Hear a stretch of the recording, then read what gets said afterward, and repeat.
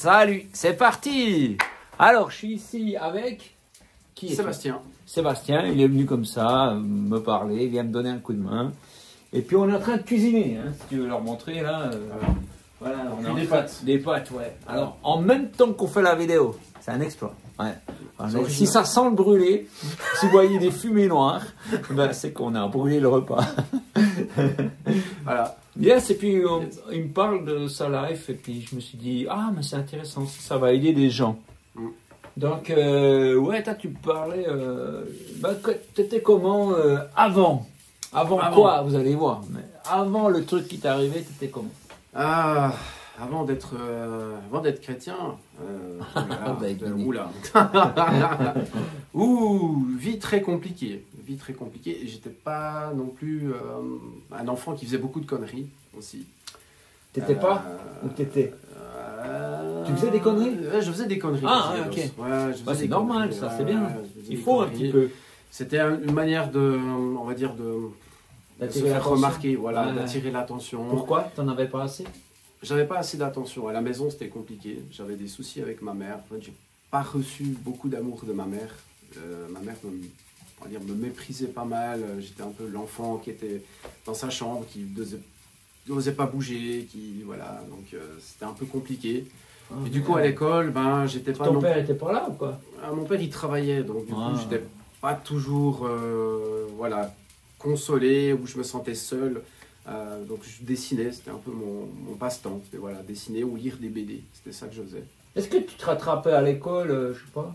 Alors à l'école, j'étais pas très bon élève. J'étais en plus pas celui qui était, j'étais un peu le binoclard, l'enfant un peu qu'on se moquait de lui. J'ai été un peu embêté par les grands aussi à l'école, parce que voilà, il y a les grands qui vous taquinent un peu. Puis, après, j'ai fait aussi des conneries, justement pour essayer d'appartenir à des gens, ou à appartenir en tout cas à un groupe, pour essayer de montrer, regardez, j'existe aussi, c'est un petit peu ça. Qu'est-ce qu'on fait pour, comme conneries pour les intéresser? Oh là là, alors j'en ai fait des conneries. Alors, surtout pas faire ce que j'ai fait. Hein.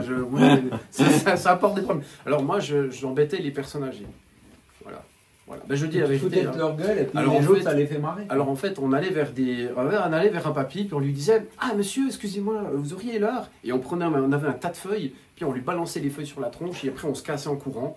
Et puis voilà, c'était un peu des trucs comme ça, donc c'était pas très intelligent. Une fois, j'ai même, faut surtout pas faire, hein, j'ai lancé des graviers sur on prenait une poignée de gravier, puis on lançait sur des personnes âgées. Et une fois, on s'est fait choper, et on a dû... Par qui? Par les plus grands de l'école. Ils nous ont vu faire ça, puis ils ont dit, ouais, ça se fait pas et tout. Et du coup, on a dû... ça s'est su en classe, donc le prof, il nous a fait... il a fait une lettre, il a averti nos parents. C'est un peu, et du coup, on a dû amener une boîte de chocolat et un bouquet de fleurs à cette dame pour qu'on aille s'excuser auprès d'elle. Mais c'est une belle punition, ça. Et du coup, on a été les trois à passer avec le bouquet de fleurs et puis la boîte de chocolat. Et ça nous a servi de leçon. Ça t'a aidé? Alors après, j'ai plus rien fait. Hein. Alors ça m'a calmé, hein, parce que t'as déjà plus envie de plaire, alors. non, après on n'a plus envie de faire ça. Ça sert plus à rien. Et puis à la maison, voilà, c'était chaud parce que quand même faire ce genre de truc, ça a eu un peu des répercussions. Mais du coup, voilà, ça nous a bien calmé de cette punition. Du coup, j'ai appris après à respecter les personnes âgées. Et puis, voilà. Puis la question de Dieu, puisque tu as vendu la mèche, tu n'en avais rien à faire, quoi. Ou à l'époque... C'était même pas à l'idée, quoi. Alors, à l'époque, on m'a parlé de Dieu. Ça brûle. Continue. Voilà. Donc, à Dieu, on m'a parlé... oui, on m'a parlé de Dieu à l'époque. J'avais 13 ans. Voilà, je te brûle pas. J'avais 13 ans et c'était un pasteur qui s'appelle Franck Jeanneret. Je pense que... Ah ouais, je le connais, super. Voilà, donc peut-être certains connaîtront. Et c'était lui qui m'a parlé de Dieu la première fois. Parce mais que comment tu trouves un pasteur? T'étais dans une église ou quoi? Pas du tout. Pas du tout. Non, en fait, j'étais dans un club de dessin qui s'appelait les Chatons. Aujourd'hui, ça n'existe plus. Et du coup, en fait, j'allais là-bas quand je faisais du dessin. D'ailleurs, on était venu à ton atelier à l'époque te rendre visite, mais ça date, hein, c'était avant que tu sois ici. Ouais, ça me rappelle un truc. Et on était venu, et puis du coup, justement, la maman de Franck était la secrétaire des Chatons. Donc du coup, voilà, c'est comme ça qu'il a eu le lien avec Franck Jeanneret. Puis du coup, ben, la première fois, on s'est vus les deux dans un petit room à la Migros, à l'intérieur. Et puis du coup, il m'a parlé de Dieu. Et puis il avait une cassette vidéo avec, qui parlait de Jésus. C'est un film sur Jésus. Puis moi, j'étais là, mais ça me parle pas. Puis en plus, c'est une vieille cassette. Puis en plus, c'est le film de Jésus, celui-là des années 70, là. Puis moi, j'étais pas très intéressé. Ça m'intéressait pas. Je me suis dit, ouais, ça... Il y a quelqu'un qui veut m'aider, mais qui me montre, bah tiens, regarde cette vidéo. Puis moi, je me vois mal amener cette vidéo à mes parents. Regardez, j'ai une vidéo, c'est un film sur Jésus. Alors, je sais pas comment il aurait pris, mais du coup, voilà. Après, j'ai pas voulu aller plus loin. Et puis, bah, après, pendant des années, j'ai plus entendu reparler de Dieu. C'est par la suite, dans les années 2000, où c'est un petit peu revenu. J'ai croisé, je prenais le carte postale régulièrement à cette époque-là.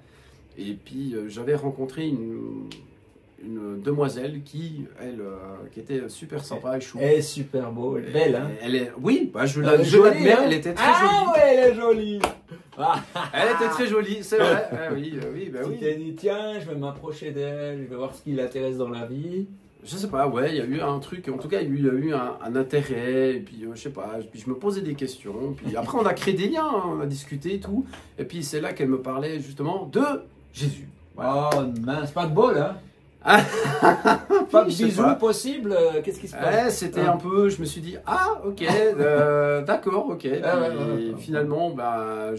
J'ai essayé en tout cas de m'en intéresser quand même parce qu'elle m'en parlait. Puis je voyais qu'arrivée à la gare, bah, elle se posait sur le banc, puis elle sortait sa Bible, et puis elle lisait, puis j'étais là, ok, tout. Et puis voilà. Puis après, j'ai un peu plus discuté avec elle. Puis une fois, elle m'a amené une Bible. En tout cas, la première Bible que j'ai eue entre les mains. Une sorte de pavé voilà, comme ça. Un gros pavé, moi qui lisais que des bandes dessinées. Puis moi, lire, c'est pas trop mon truc. Donc si c'est des petites bulles, ça va. C'est écrit tout petit. Ouais, puis donc du coup, quand j'ai eu la Bible, bah, j'étais un peu... merci. Oui, merci.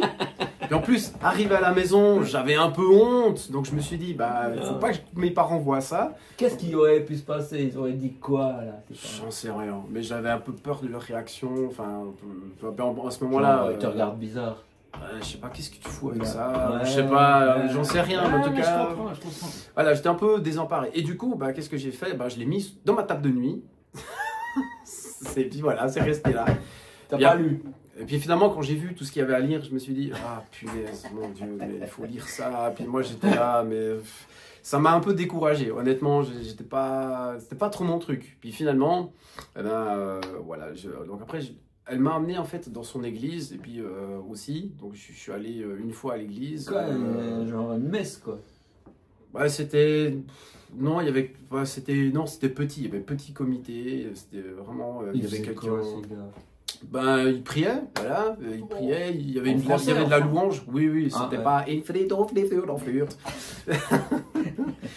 puis du coup, ben voilà, moi j'étais là, puis en fait, ben, eux ils sont restés un peu derrière, puis moi j'étais un peu au milieu. Puis du coup, moi je savais pas comment me comporter, moi, à l'église, qu'est-ce qu'on fait, est-ce que... Comme ça.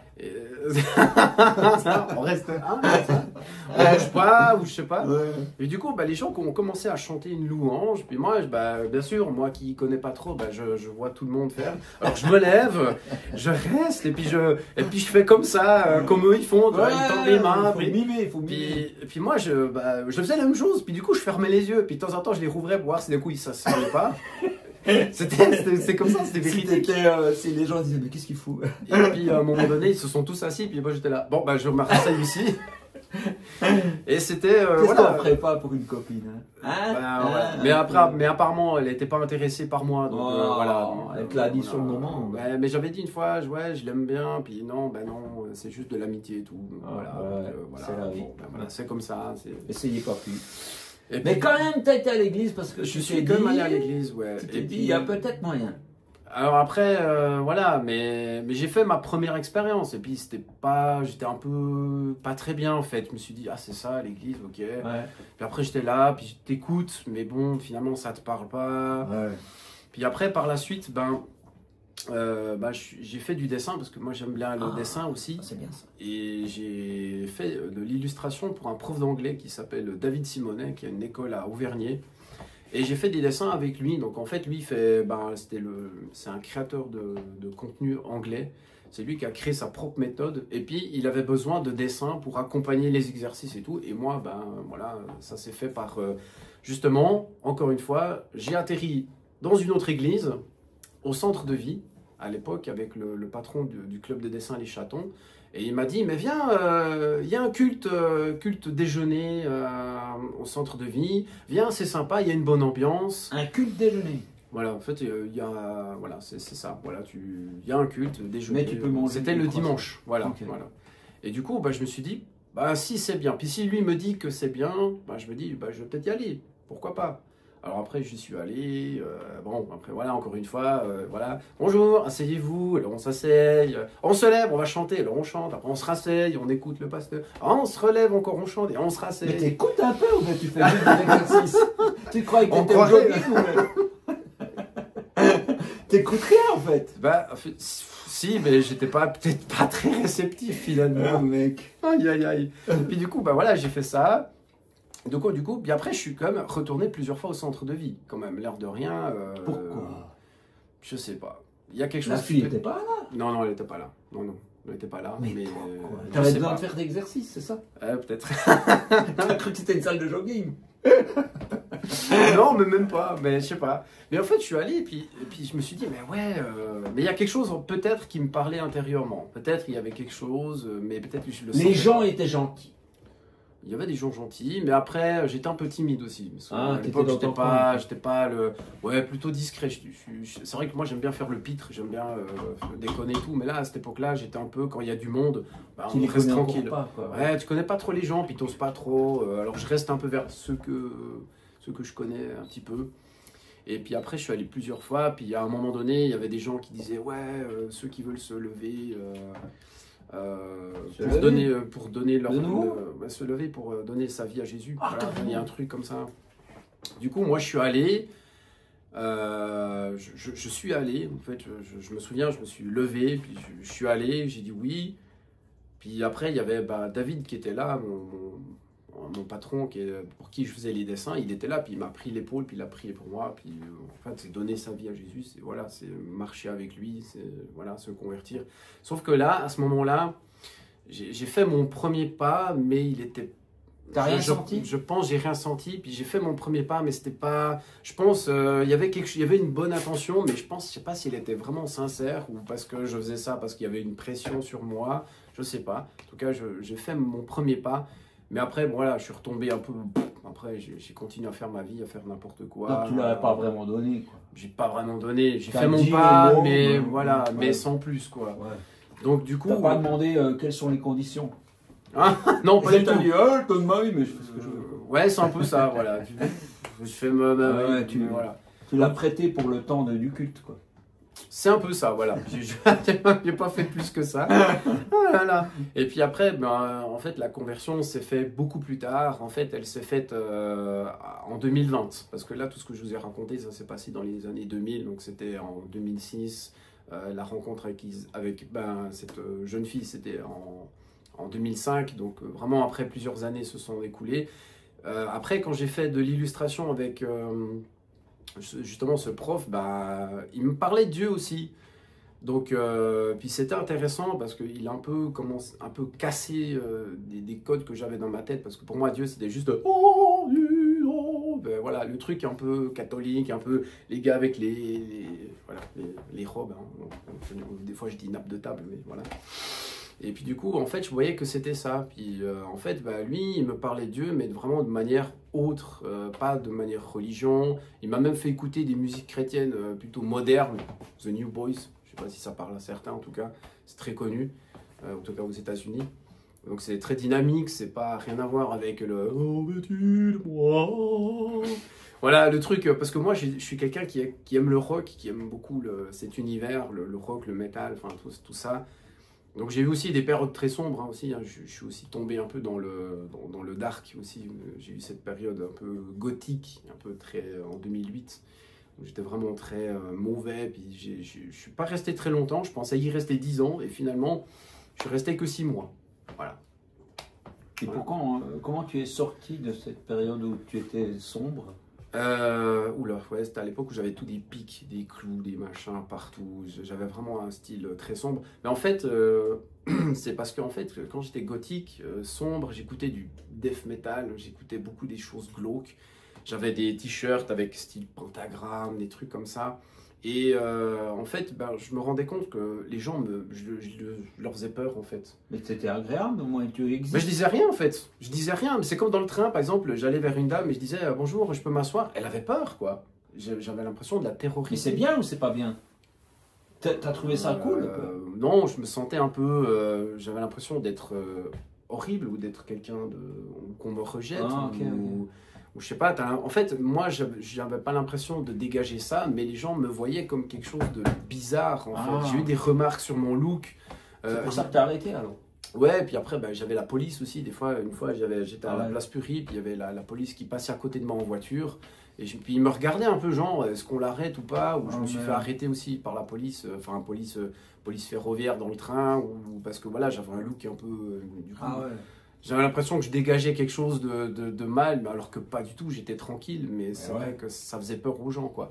Et après, en 6 mois, j'ai arrêté parce que bah, je sentais des oppressions aussi. Parce que, ouais, parce qu'à la maison, j'étais mal, mais à la maison, je mettais des posters, j'avais mis, je me souviens, un poster de faucheuse dans ma chambre, donc un truc vraiment... Ça, c'est un symbole hyper glauque, donc forcément, là, faut pas faire ça. Mais du coup, je l'ai enlevé, et puis du coup, j'ai arrêté tout ça, puis du coup, je me suis senti mieux. Et puis, je crois que c'est prêt. Oui, je crois que c'est prêt. Non, mais tranquille, vas-y. C'est une histoire, parce qu'on aimerait savoir. Ben oui. Comment il a fait aussi, tu m'as dit une anecdote pour que... Vous allez voir pourquoi je te donne ton mari. Comment il a fait quoi? Alors, le prof de dessin. Ah, le prof de dessin, ouais, le prof de dessin. Ah, la fameuse anecdote, oui, parce que en fait, c'est par rapport à la prière. Parce que la prière, ben voilà, moi j'avais une vision un peu, on prie qu'à l'église, voilà, c'est ça. On prie que dans le bâtiment, ça s'arrête là. Et puis une fois, bah, je dessinais, puis je sais qu'il allait aux toilettes, plein de fois. Puis à un moment donné, il est resté longtemps, puis je me suis dit, mais il fait quoi? Il a des problèmes gastriques ou je sais pas quoi, il est pas normal, enfin je sais pas. Puis en fait, il ressort, puis il me fait ah non, je suis allé prier. J'étais là, quoi, tu vas prier aux toilettes? Écoute, moi ça m'a un peu perturbé, parce que moi la prière c'est l'église, c'est comme ça, c'est... Moi j'avais une vision, et non, lui il allait prier aux toilettes, voilà, il sortait des toilettes. Donc du coup, d'où après, par la suite, j'avais fait un dessin, puis j'ai appelé l'endroit la chapelle, voilà. C'est un peu donc, ça t'a rapproché de Dieu, le fait qu'il fasse ça? Ben, ça m'a un peu posé des questions. Ça a posé des questions, ça a un peu tiraillé. Peut-être une fausse image de Dieu, quoi. J'avais aussi une fausse image de Dieu, bien sûr. Ah oui, alors, honnêtement, rien à voir avec ce que je vis maintenant, mais c'est vrai que ouais, j'avais une image très, très religieuse, en fait, très catholique. Mais alors, comment... tu peux être catholique et engagé, hein, ça... mais le truc, comment il y a eu un changement? Parce que là, tu n'arrêtes pas de dire c'était chiant. Ouais. Qu'est-ce qui s'est passé? Ben, en fait, là où je me suis converti, c'était en 2020. C'était en 2020, c'était à la période Covid, la période où il y a eu un peu... ce changement un peu planétaire qui a un peu perturbé un peu le monde, les gens, la vie quotidienne. Et du coup, il y a... j'ai entendu beaucoup de choses parce que mon patron m'avait parlé de pas mal de choses sur les complots, sur les choses dans le monde, des choses... sur des choses qu'on ne dit pas à la télé, des mensonges, on cache des choses. Et du coup, ça m'a intrigué, ça m'a intéressé. Puis je me suis dit, ah ouais, il se passe ça dans le monde. Du coup, c'est un peu comme si lui, il me racontait un peu les coulisses de ce qui se passe réellement. Là, bien sûr, dans les médias, on vous montre des choses et puis on vous fait croire que c'est la vérité, mais c'est pas la vérité, c'est juste une façade, un mensonge, où on diffuse de la peur aussi pour qu'on ait peur, pour qu'on reste dans un état de stagnation, ou je sais pas, enfin, en tout cas, c'est un peu dans ce genre. Puis du coup, bah voilà, et c'est là que je me suis converti en 2020. À cause de ça? À cause de ça, ça m'a travaillé, ouais. Ça m'a travaillé, puis je me suis dit, ah, ça c'est un peu les signes de l'apocalypse. J'ai un peu pensé au passage, dans l'apocalypse, et j'avais entendu parler de ça, puis je me suis dit, mince, et bien en fait c'est ça, et puis du coup, bah, ça m'a travaillé. Et du coup, bah, c'était à l'église de maison, chez mon patron, où j'ai fait les dessins, parce que lui, à un moment donné, il a fait l'église de maison chez lui. Et du coup, je suis allé chez lui. Et puis, voilà, c'était un jour où on était à une terrasse. Et puis, il y avait des gens qui étaient là. Et puis, voilà, j'étais là, bonjour, bonjour. Et puis, voilà, j'étais un peu... Je suivais un peu ce qui se passait, tout. Puis tout d'un coup, bah, il y a eu un moment donné, il y avait un monsieur qui était là, puis qui arrêtait pas de me faire des pics et tout, parce que, voilà, ouais, bah, parce qu'il voulait que j'aille vers Dieu. En fait, j'étais pas encore converti. Il me faisait des pics, bon, ouais, voilà, tout. Ouais. Puis à un moment donné, bah, je me suis levé sur la terrasse, je me suis levé, et j'ai donné ma vie à Jésus. Parce que le gars il y avait ça, mais il y avait aussi quand même l'épisode qui se passait avec cette période Covid, qui était quand même, ça m'a travaillé. Cette épidémie, les masques, toutes ces choses, je me suis dit, mince, il se passe quelque chose. Tu t'es dit, la solution, c'est se tourner vers Dieu. Ouais, là, j'ai dit, ouais, là, je pense que, ouais. Et puis, c'était ça, quoi. Et ça m'a vraiment... Pour éviter de tomber dans le système. Ouais, ou d'éviter d'être, je sais pas, capturé, ou d'être, je sais pas, ça m'a perturbé vraiment. Wow. Et puis, du coup, j'ai donné ma vie à Jésus sur la terrasse. T'as dit à Dieu, Jésus, je te donne ma vie. Je te donne ma vie, voilà, Bah alors, c'est la deuxième fois que tu le fais. Qu'est-ce qui s'est passé cette fois? Eh ben, cette fois-là, j'ai pleuré. Oh, ça, c'est pas normal. J'ai pleuré. Non, mais tu avais voir la patate de tout ce que tu vivais. Tu pleurais. C'est un peu une délivrance, en fait. Une délivrance. J'ai pleuré. Et puis, les autres, ils n'ont rien dû comprendre ce qui se passait, là. Alors après, je suis allé dans les bras de mon patron et puis j'ai pleuré. Oh. Et puis vraiment, je pense que oui, j'avais... Bah, après, l'esprit peut-être. Je pense, oui, il y a eu quelque chose en tout cas qui a fait que tout d'un coup, voilà, ça s'est passé d'un coup et paf, tout d'un coup, j'ai commencé à pleurer. Mais vraiment, j'ai pleuré beaucoup. Ouais, je pense que il y avait beaucoup de choses à sortir en tout cas. Je pense que voilà, j'ai pas quelqu'un qui a toujours eu une vie facile. Donc je pense qu'il y avait beaucoup de choses à sortir quoi, à ce moment-là, quoi. Puis voilà, puis après j'ai été baptisé après au mois de juillet, c'était au mois de mai. Puis, voilà. Ça veut dire que dans une église, ils te font te mettre dans l'eau, tu ressors. Tu vas dans l'eau, c'est un seul truc. Voilà. Qu'est-ce qui change dans ta vie? Ce qui a changé, c'est qu'après, on vit dans la vérité. Donc après, j'ai été. La vérité, c'est quoi? C'est la parole. C'est la. Non. Non, mais j'ai appris que, en fait, ça m'a un peu permis de voir un peu la vie autrement, de voir ce qu'on vit. Des fois, c'est des mensonges et tout. Et j'ai vécu des choses avec Dieu, des délivrances en fait. Il m'a délivré de plein de choses. Bon, après, ça s'est fait un peu de manière un peu particulière aussi. Et puis délivrer de plein de choses. Délivrer d'esprit, d'esprit, ouais. J'avais des esprits sur toi. Oui, j'avais des esprits sur ta tête. Non, j'ai vomi. Quand ils ont prié pour toi, ça t'a fait vomir. Et ça m'a fait vomir, ouais. Et puis qu'est-ce qu'il y a eu un avant et un après? Alors après, oui, déjà on se sent mieux, déjà on se libère de choses qui resté là, qui même peut-être... Les oppressions, les oppressions. Il y en avait un en tout cas d'esprit en tout cas qui était là, qui était vraiment accroché, hein, vraiment. Et un autre qui se baladait puis qui voulait pas partir, mais il y avait un gars qui avait prié ce jour-là.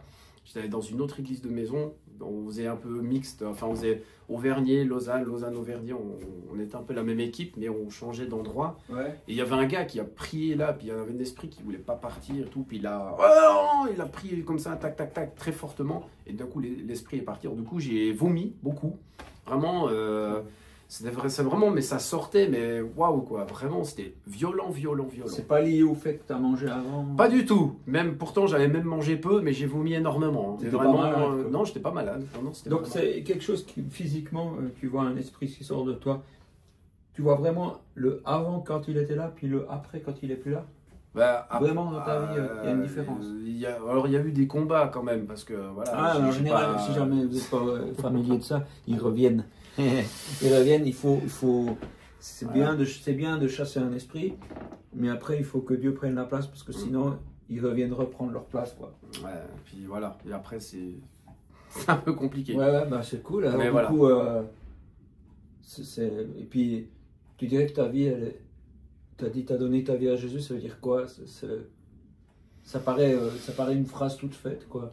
Ouais, un peu comme ça. Mais, alors oui, j'ai lu la Bible, j'ai suivi, j'ai un peu lu, bah voilà, oui, j'étais à fond, je m'intéressais un peu à ce qu'il disait dans la parole. Je regardais des vidéos aussi sur des témoignages. Je regardais beaucoup de témoignages aussi à cette période-là. Ah, ça t'encourage, quoi.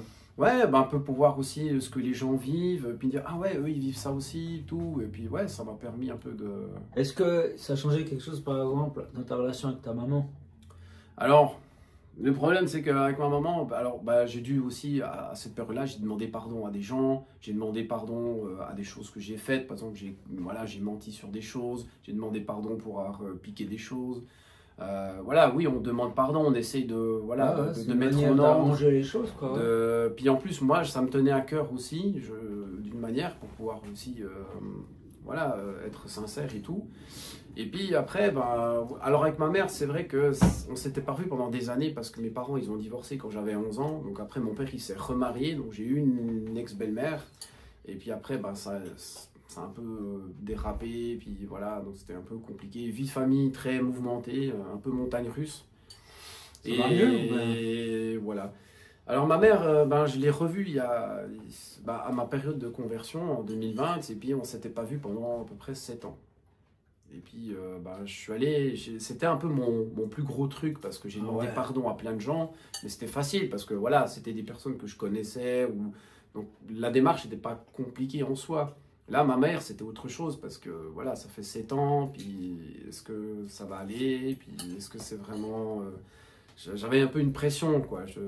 Puis finalement, voilà, je suis allé, j'ai sonné à sa porte, et mon patron, il était là aussi, enfin, mon ancien patron. Il est venu avec toi? Il est venu avec moi pour m'aider, il est venu m'aider, et puis moi, je pense que j'avais besoin de quelqu'un parce que voilà, tout seul, je ne sais pas si j'allais aller faire tout seul. Et puis du coup, il était là. Et du coup, je suis allé voir ma mère, j'ai demandé pardon et je lui ai aussi pardonné aussi, de ce qui s'est passé. Donc du coup, ça. Elle l'a bien pris. Elle a bien pris, oui, je pense. En tout cas, elle a été touchée. En tout cas, quand je suis parti après, on sentait qu'elle était un peu émue quand même. Je lui ai pas dit quand même le mot je t'aime parce que voilà, c'était pas encore il faut le dire si tu le sens, voilà, faut pas c'est le dire ça, si tu le faut sens pas, pas. Mais on s'est pris dans les bras et puis après je l'ai revu une deuxième fois tout seul cette fois-ci, où je suis allé chez elle et on a un peu discuté, et puis j'ai vu que ma mère, c'est aussi une femme qui a aussi été blessée par le passé, qui a eu aussi beaucoup de souffrance aussi. Je sais pas tout en fait, mais voilà, en tout cas, on a essayé de discuter un peu. Et une fois, j'ai rediscuté avec elle, et pour savoir un peu comment elle va et tout. Et puis voilà, lui souhaiter tout de bon. On a même essayé un peu. On a même essayé de l'inviter pour le baptême aussi, pour la faire venir. Et puis voilà, essayer de l'inviter. On a un peu parlé de Dieu. Bon, c'est un peu compliqué. Et puis du coup, après, une fois, elle m'a écrit, puis elle m'a dit qu'elle voulait plus me parler, parce que je lui rappelle son passé. Et puis du coup, ça a été un peu comme un deuxième abandon quand même. Oh, merde. Et du coup, face à cette situation, après, j'en ai un peu voulu à Dieu par rapport à ça aussi. Je lui en ai voulu. Et après, malheureusement, je suis un peu retourné dans mon coin, je suis resté un peu éloigné de Dieu parce que j'en voulais à Dieu par rapport à cette situation, que ma mère me laisse tomber.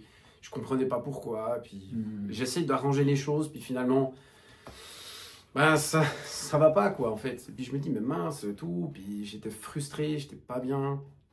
Et du coup, j'ai eu une période où je me suis un peu éloigné de Dieu. Et voilà, j'étais un peu à cette époque, j'essayais de faire des rencontres, Facebook rencontres, essayer de rencontrer quelqu'un, essayer de, je pense, essayer de combler un vide. Si Dieu est plus là, c'est un énorme vide. Voilà, un vide. Et puis après, avec la relation avec ma mère, vu que ma mère, j'ai pas eu vraiment une relation mère-fils enfant, donc c'était plus quelque chose de compliqué. Et puis du coup, j'essaie de compenser en fait, en essayant de trouver une rencontre, quoi. T'as trouvé une solution? T'es sorti de ça? Alors je suis sorti un peu. Non, je suis sorti quand même. Mais il y a eu des hauts et des bas, effectivement. Comment t'es sorti? bah, c'est les épreuves de la vie. Voilà, c'est la vie, c'est les aléas. Les épreuves t'ont rapproché de la foi? Ben, parce que Dieu, en fait, il a toujours été là, en fait. Même si moi, je suis parti. En tout cas, je me souviens une fois, ça peut être bien, c'est qu'une fois, j'étais avec mon pote et dans la voiture, il mettait du AC/DC. Ouais. C'est de la musique, pour ceux qui connaissent, c'est pas très, voilà, loin d'être glorieux.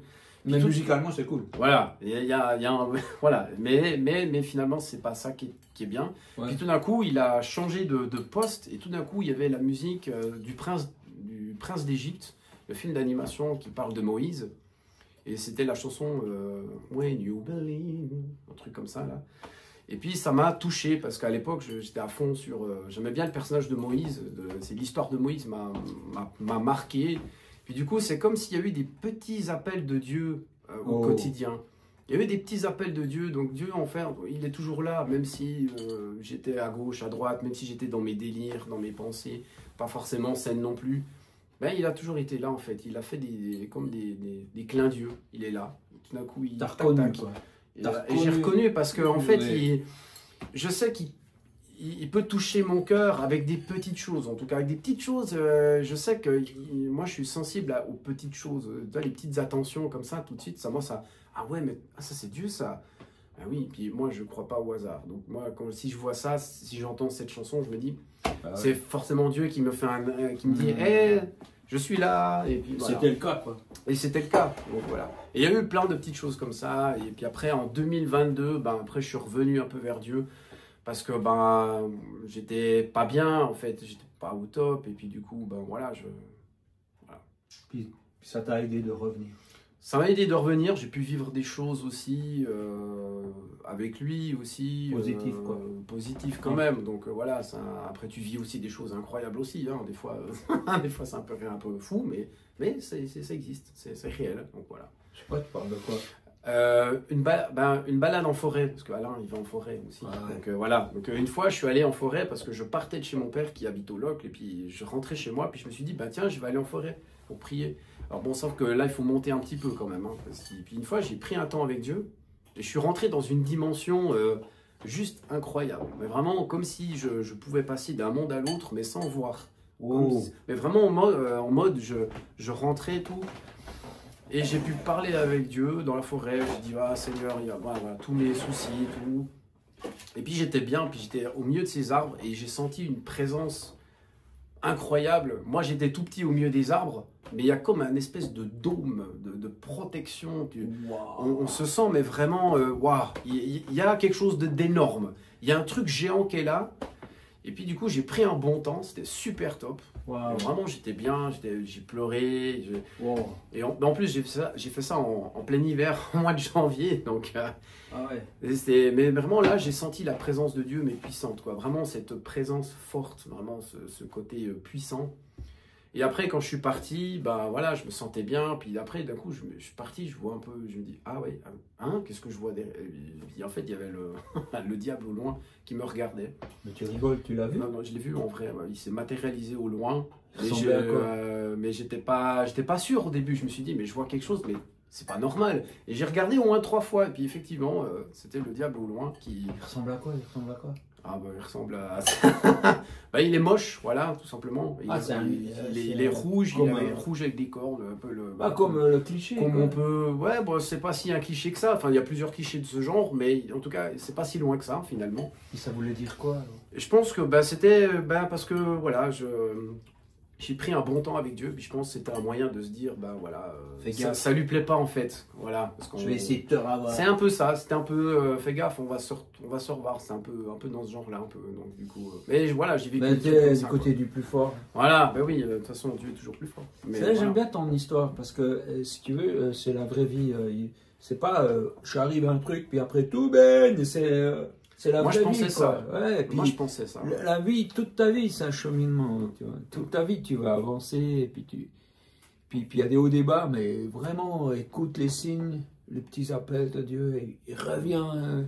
Et puis si tu es tombé, c'est pas grave, relève-toi, quoi. Et le but, c'est de finir ce chemin. T'as une petite conclusion à donner? Moi, je venais... de rester auprès de Dieu. Parce que vraiment, il a vraiment de bonnes intentions envers nous.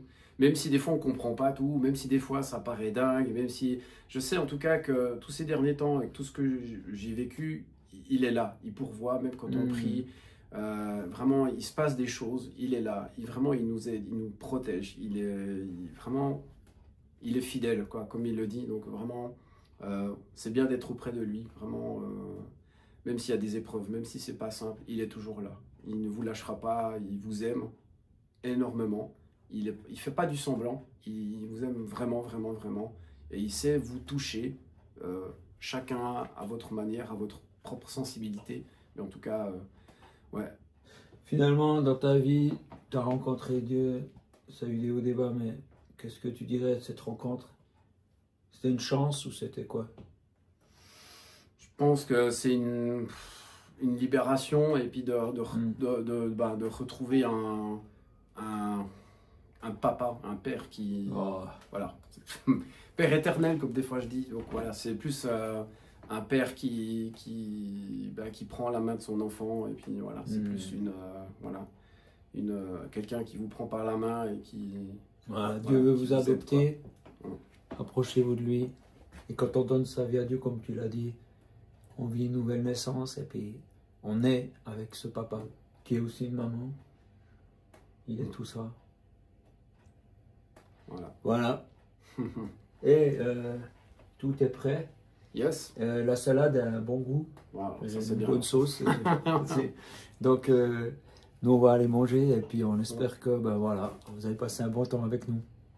Yes. Merci beaucoup. Hein. C'est vraiment sympa de partager ces trucs intimes comme ça pour tout le monde. Ça peut aider quelqu'un qui est dans le même cas que toi, mais c'est sûr. Quoi. Si ça peut aider, tant mieux. Quoi. Vraiment, que Dieu vous bénisse et vous encourage. Tu parlais de dessin, on peut voir tes dessins sur Internet quelque part ou... Pour l'instant, j'ai rien, mais voilà. Si jamais, tu me dis, puis je le mettrai dans la description. Voilà. À plus. À bientôt. Bye bye.